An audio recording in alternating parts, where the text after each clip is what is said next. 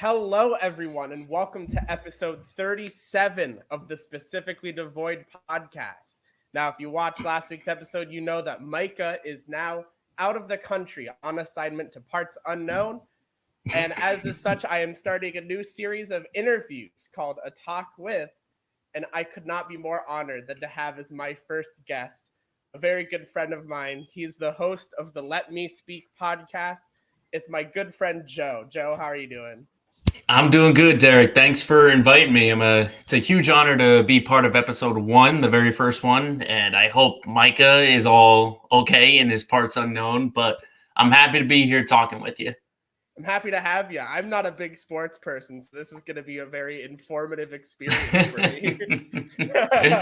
Don't worry, I'll give you all the ins and outs, everything you got to know. I know plenty of people who are in the same boat. I will be an expert on anything sports related by the end of this interview. All you need is 20 minutes and you're good. All right, well, let's get started with the first question, something we ask every single person who guests on the Specifically Devoid podcast. What are your thoughts about Sunny D?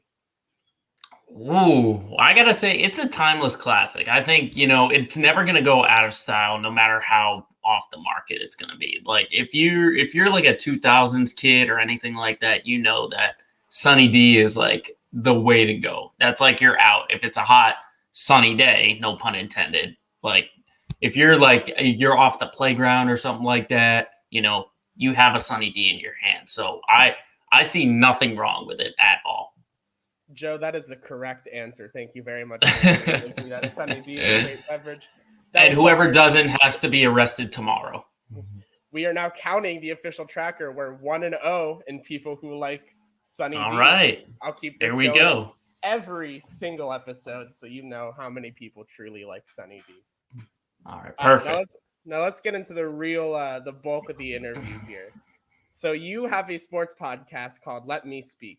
What made you start your podcast?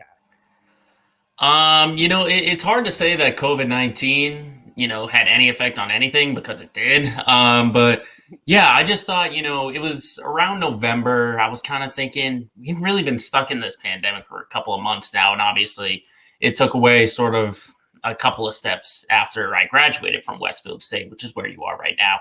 And I was just kind of thinking of something, I've just been sitting around, I had like a part-time job, but I was like, you know what, I got to do something to really advance myself. And not only that, but just put a little joy in it. So I thought, let's just get a sports podcast out there. Because obviously the connection in terms of communicating has gone online and the in-person stuff. So I was like, you know what, I can probably get this out there. And that's how Let Me Speak was born. It's not necessarily an eye-catching title. You don't think of sports podcasts right off the bat. But I just thought, you know what, I've got a lot of thoughts that maybe a lot of people don't have. So I was like, you know what, let's just have me speak and say what I think. So that's how it came to be. It started out sort of as a small little side gig that I was doing just to get my name out in the sports media field. And sure enough, we're on episode 37. We've got 38 coming out this week. And it's just something I've enjoyed loving. What made you want to specifically go into like sports for the podcasting field? Well, I think the only thing I know about is sports. As you could attest from our time at Westfield State, I was sports. And, it really started as a kid, when I got into sports broadcasting. My mom signed me up for a little camp when I was about 8 or 9 years old. Just because she was noticing, I would kind of talk like an announcer during the games, being like, oh, look at that home run. What a shot and stuff like that. And so that's just kind of how it developed. Sports is, if there's anything I'm good at, it's good at knowing sports and keeping up with sports. People always say, I can pull so many stats and information, stuff that I remember right out of nowhere. And they'd be like, I had no idea about that. So that's kind of, it was a no-brainer if I was going to start a podcast. It was going to be about sports. It's very, very fair. What was your earliest memory of like sports in general? Like liking sports, enjoying sports? It goes far back. I think the biggest thing for me was the biggest event was 2004 when the Red Sox won the World Series. It had been 86 years since they had won the one previous then. And I was really young at the time.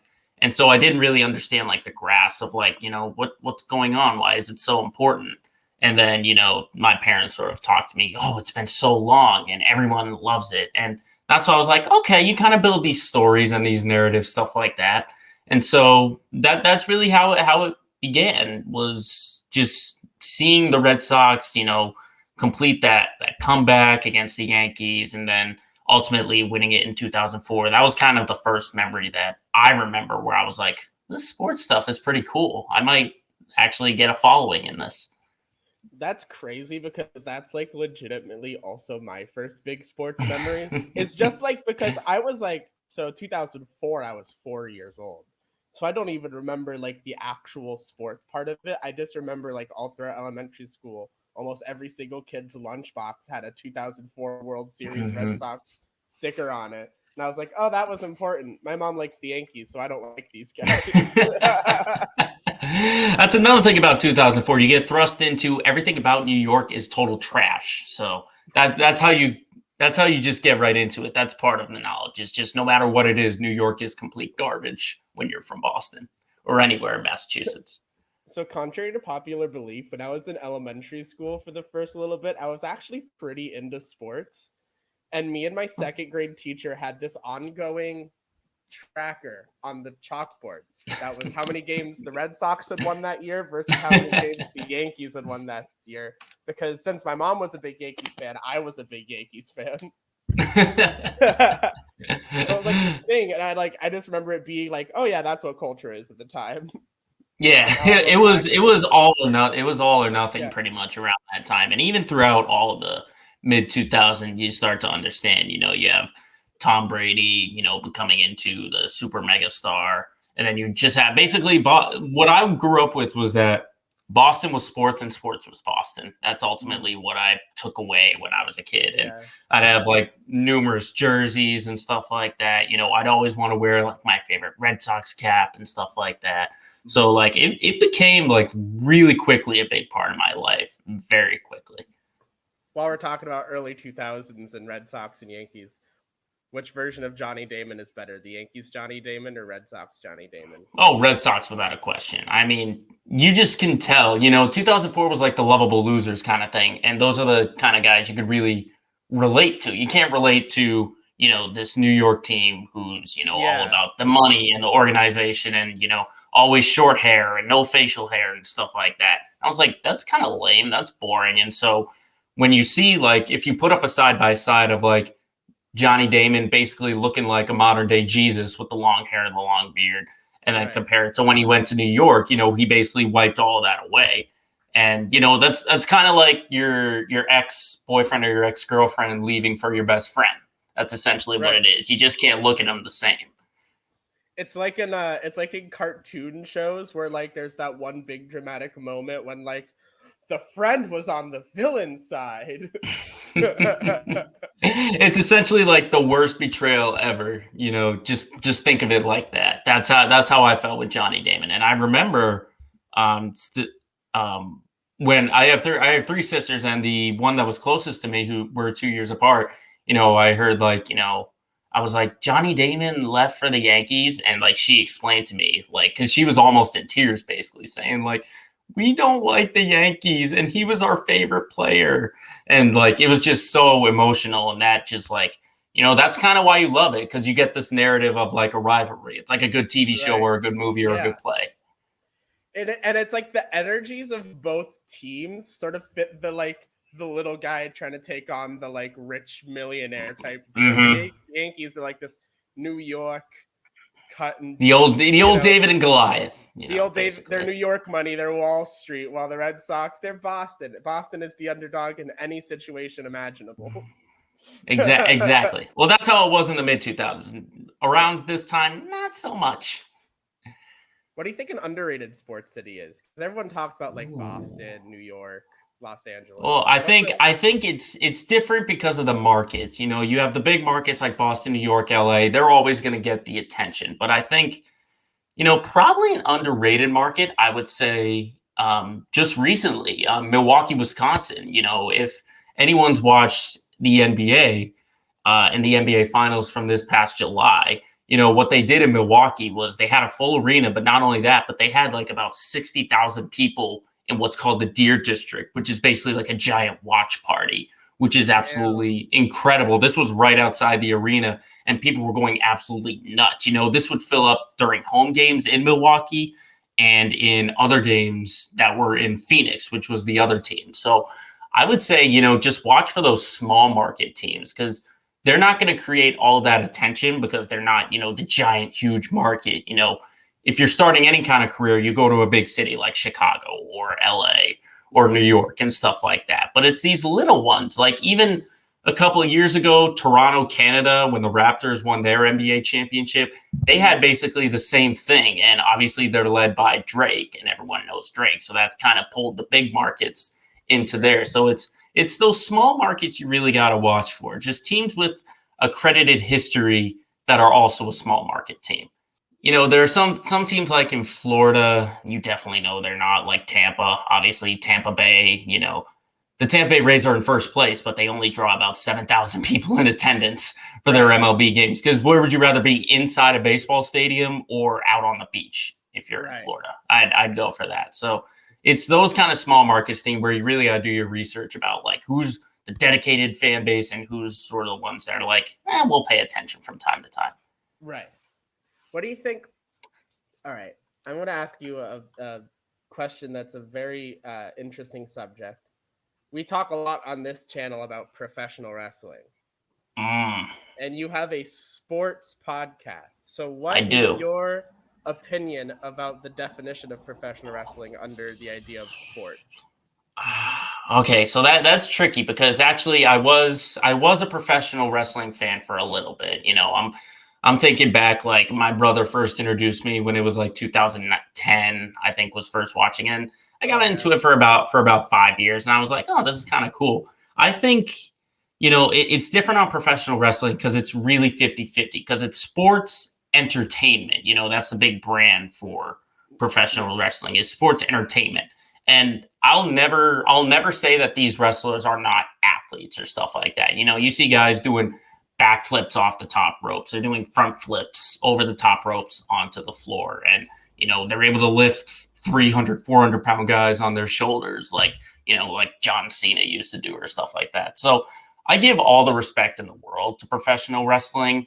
And it's tough because it's kind of like gymnastics. A lot of people were arguing about gymnastics being an actual sport because you have athletes, and they're on teams, but it's like you're kind of putting on a show and stuff like that. So it's more so like a live theater kind of thing more than a professional sport to me, because it's essentially you're telling stories, throughout all of this. While you can do part of it is you have these athletes who can tell stories. So it's kind of just like a live play and kind of like that. So I don't classify it as a major sport, kind of like, I'll say it's a better sport than NASCAR or something like that because driving a car doesn't really take that much ability.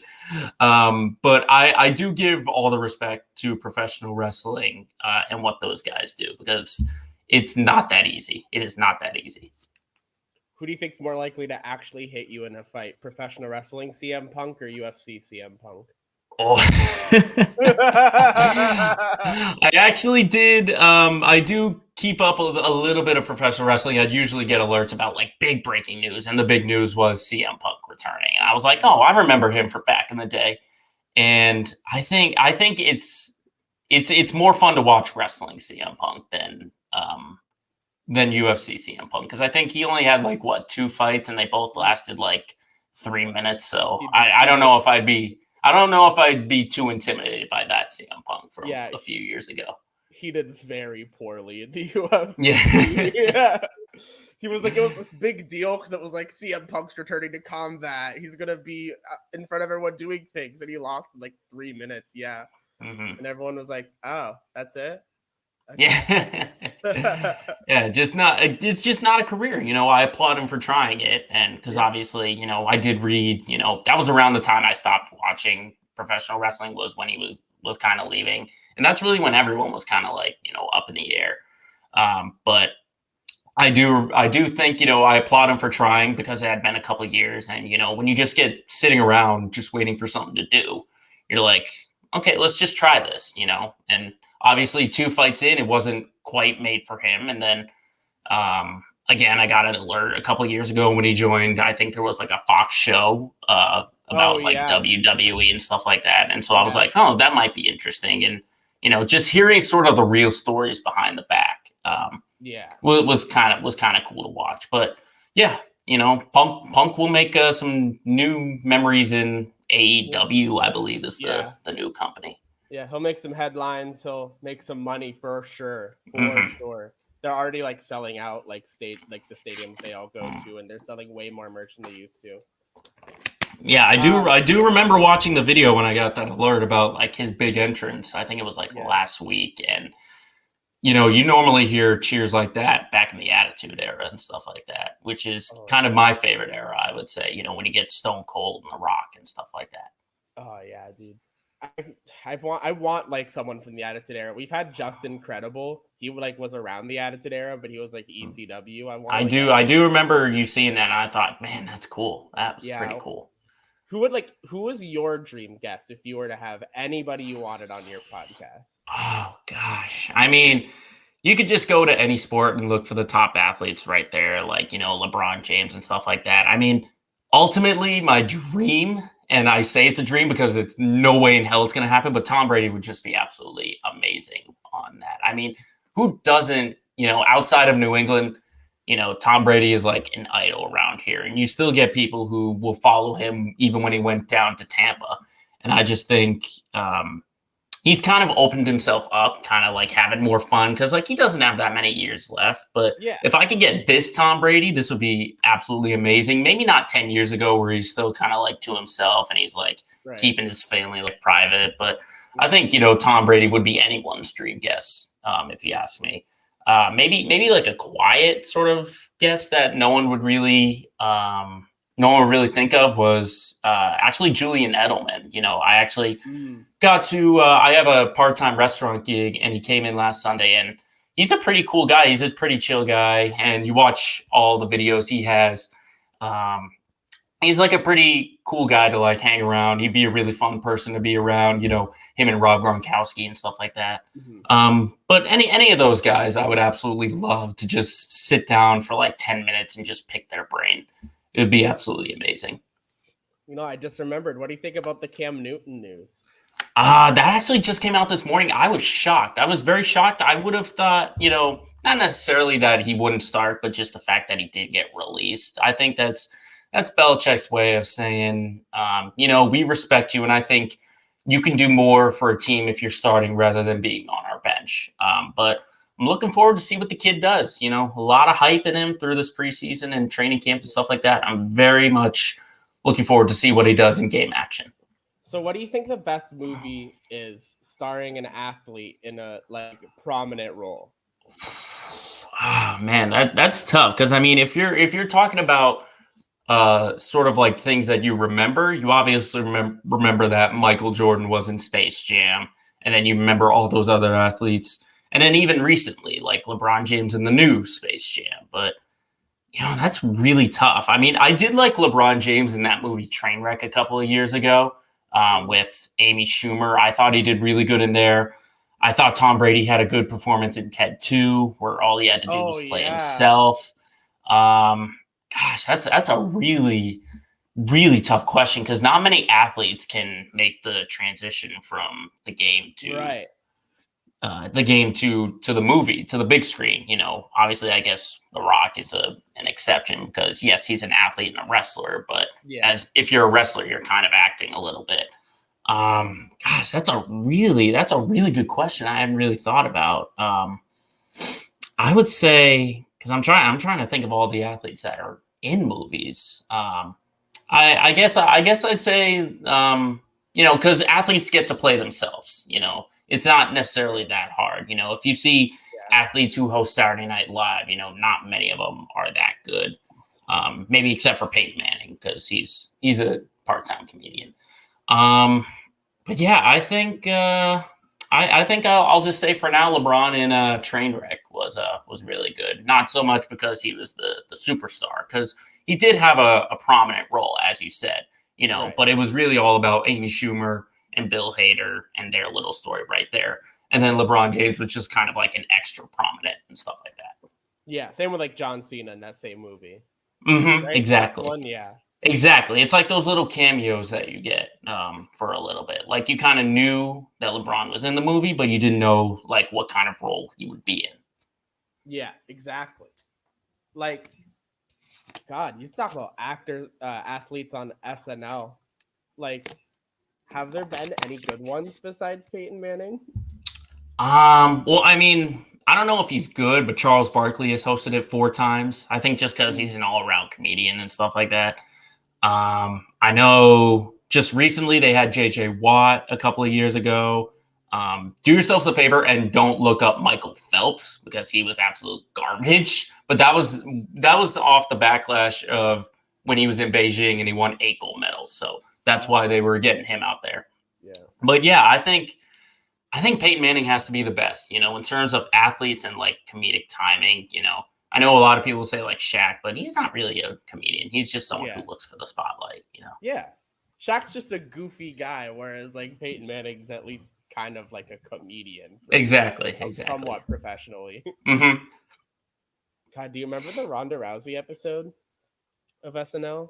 Ooh, actually, yeah, I do remember a couple of skits. I think it's hard because everyone knows her as so serious and just a badass and stuff like that. That when you see sort of this normal side and you see sort of a comedic timing and stuff like that, you're like, this is so unlike her. Yeah, so weird. It's like it's almost like being normal makes it not good. Exactly. Because that intense snarl Ronda Rousey gonna beat you up in 10 minutes sort of deal. Yeah, but I think as the years have gone on, people are starting to understand. Like I know she had a little bit of a wrestling run, and there was always that great smile. I was like, seeing her smile is just so weird, like because she's just so intense and stuff like that. But then as she's gone away from all the mixed martial arts and the professional wrestling, you start to see sort of a human side. Her and her beautiful husband. Yeah, and now she's having a kid, or she had a kid. I believe I think she did have one, or at least they were trying to. That was the last report I saw. Maybe it was about like a year ago or something like that. Good for her. She's trying to live the normal, not celebrity life, it seems. Yeah, I appreciate her taking that step. Yeah. So, if there was one moment in sports history, all of sports history, that you could choose to be there live for, what would that moment be? Wow. I mean, it's different because you have a lot of great moments out there. I mean, if you want to go way back, I think the Miracle on Ice is definitely something you had to be for, because when you look back at that time, the Russians were like dominating everything, and the US to do that was absolutely insane. Gosh, there are a lot of good ones. I mean, not to be a homer, but I would have loved to have been at one of the past Super Bowls, especially like just recently when they had the interception against Seattle, or that 28-3 against Atlanta. One of those two would be absolutely incredible. But I think probably the best one, I would love to go to a World Series game at Fenway Park. I really would, because I've been to a playoff game at the Garden for the Celtics a while ago. But that was sort of like an early round kind of thing. If you're talking Red Sox in the World Series, going back to the Red Sox thing, it's like baseball is kind of like Boston's #1 sport. And if you're at a World Series game, it might be cold, but it's like the stadium's packed. It's the late of night. It's kind of like, again, setting up like a great narrative, especially like during that 2013 run when it's almost like destiny and stuff like that. It was super amazing. I mean, the Super Bowl you could get like every year, no matter who teams are in. It's going to be a surreal scene, no matter what the outcome kind of thing is. But I think being at a World Series game, especially in Boston, would be absolutely unreal. And, picking a specific year, I would say 2013 at some point. It would be absolutely amazing to go to Fenway and especially in October when like that stadium is fully packed and everyone's on their feet with full energy.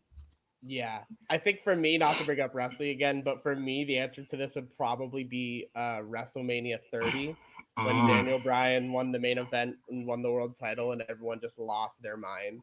I do remember that kid was absolutely insane Such during a that great year. moment. And I because yeah.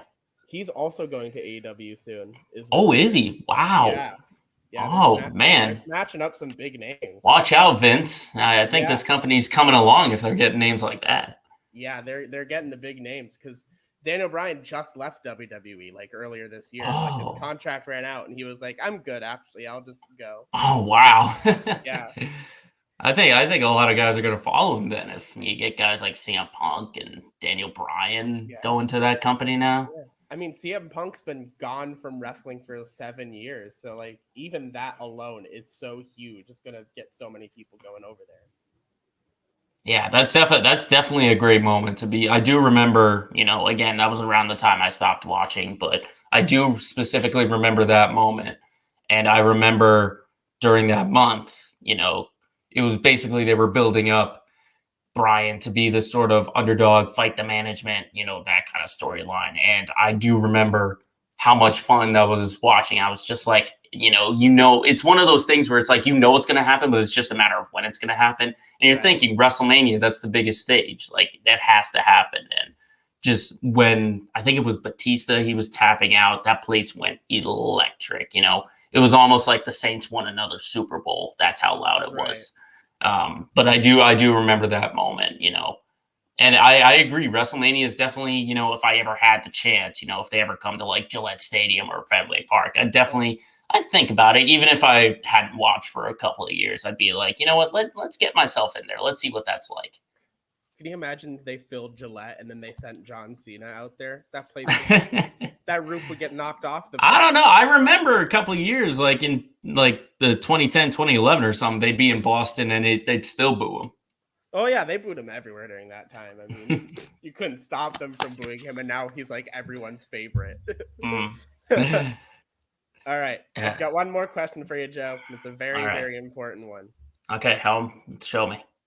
Do you think O.J. Simpson did it? Oh, even when I leave that improv club, that question doesn't leave. I just want to predecessor question: will O.J. Simpson ever watch this show?